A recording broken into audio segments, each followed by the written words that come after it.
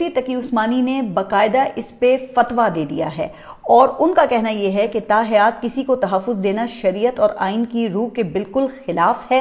اسلام میں کوئی بھی شخص چاہے کتنے ہی بڑے عہدے پر کیوں نہ ہو کسی بھی وقت عدالتی کارروائی سے بالاتر نہیں ہو سکتا، لہٰذا پارلیمنٹ کے اراکین سے درخواست ہے کہ وہ یہ گناہ اپنے سر نہ لیں۔ اب مفتی صاحب یہ گناہ یا تمغہ جو بھی ہے وہ اپنے سینے پہ یہ سجا چکے ہیں، کسی کو نہ کوئی ملال ہے اور نہ ہی کوئی پشیمانی ہے، بلکہ جن اراکین کو میں نے اس ترمیم کے حق میں بات کرتے سنا ہے وہ تو ثواب سمجھ کر لگ رہا تھا کہ یہ فریضہ انہوں نے انجام دیا ہے۔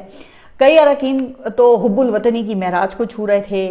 راولپنڈی کے حنیف عباسی کو ہی آپ لے لیں ذرا، انہوں نے تو ایک ہی جملے میں پوری دنیا کو اپنی لپیٹ میں لے لیا۔ اس ترمیم کی مخالفت کرنے والوں سے ان کا کہنا یہ تھا کہ 78 سالوں میں پاکستان کو یہ مقام نہیں ملا جب وزیر اعظم چین میں کھڑے ہیں، فیلڈ مارشل امریکہ میں، نائب وزیر اعظم روس میں اور آپ کے سارے وزراء آذربائیجان میں کھڑے ہیں۔ پھر انہوں نے سوال اٹھایا کہ اس سے بڑھ کر اور کیا چاہیے آپ کو؟ جناب اس عوام کو تو صرف سکھ کا سانس چاہیے، لیکن آپ کو کیا چاہیے پلیز یہ آپ ایک ہی بار بتا دینا۔ ویسے آپ ذرا اندازہ کریں کہ کس نوعیت کی بوٹ پالیسی کا مظاہرہ یہ گزشتہ روز اس ترمیم کے حق میں ووٹ ڈالنے والے اراکین پارلیمنٹ نے کیا ہے، جس کی کوئی مثال نہیں ملتی۔ کہا جاتا ہے کہ ایسا تو جنرل ضیاء کی ہینڈ پکڈ 85 والی اسمبلی میں بھی نہیں کیا گیا تھا جب 8ویں ترمیم کے ذریعے مارشل لاء کو تحفظ دیا جا رہا تھا۔ اچھا پھر یہ بھی کہا گیا کہ ایسا مظاہرہ تو یہ 2002 کی اسمبلی میں بھی نہیں کیا گیا جب جنرل مشرف کے اقدامات کو آئینی تحفظ دیا جا رہا تھا۔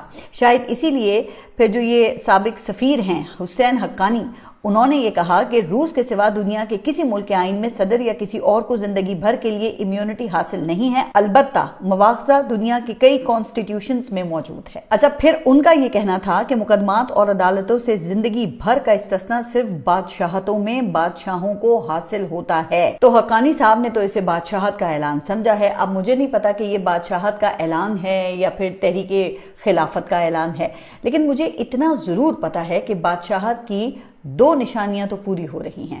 ایک یہ کہ بادشاہت میں ہی حاکم کی رائے جو ہے وہ اسے حرف آخر سمجھا جاتا ہے، اور دوسرا یہ کہ بادشاہت میں حاکم کے احتساب کا کوئی نظام نہیں ہوتا ہے، عوام کے اوپر قانون اور قانون کے اوپر حاکم ہوتا ہے، یعنی حاکم ہی آئین ہوتا ہے۔ اب حقیقت بھی یہی ہے۔ اس سے پہلے کچھ لوگ آئین میں اپنا آپ نے دیکھا کہ نام لکھوا چکے ہیں، جسے بعد میں آئین کی بحالی کے نام پر کم از کم 2 بار نکالنا پڑا ہے۔ جنرل ضیاء اور جنرل مشرف نے یہی کام کیا تھا، اور پھر آپ نے دیکھا کہ جسے 18ویں ترمیم کے ذریعے انہی دونوں جماعتوں نے مل کر نکالا، جن کے اپنے ہاتھ آئین آج یہ کھلونا بن گیا ہے۔ ویسے کتنے شرم کی بات ہے نا کہ ساری تنقید کے باوجود پاکستان پیپلز پارٹی صدر کے لیے لائف ٹائم استثناء سے دستبردار نہیں ہوئی، الٹا مزید انہوں نے ہوشیاری دکھائی ہے۔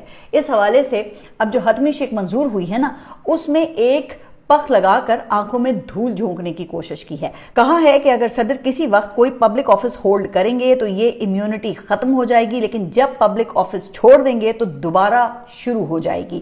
یعنی کل کو اگر صدر آصف علی زرداری MNA، سینیٹر یا کسی اور عوامی عہدے پر آ جائیں تو یہ ختم ہو جائے گی، لیکن جو ہی عوامی عہدے کی ٹوپی وہ اتاریں گے تو یہ جو امیونٹی ہے یہ دوبارہ سے شروع ہو جائے گی۔ گویا یہ امیونٹی نہیں ہوئی، یہ کوئی سلیمانی ٹوپی ہوئی جو جب چاہی اتار لی، حکومت میں آ کر ہاتھ صاف کیے اور احتساب کا وقت آیا تو پھر ٹوپی پہن لی۔ واہ!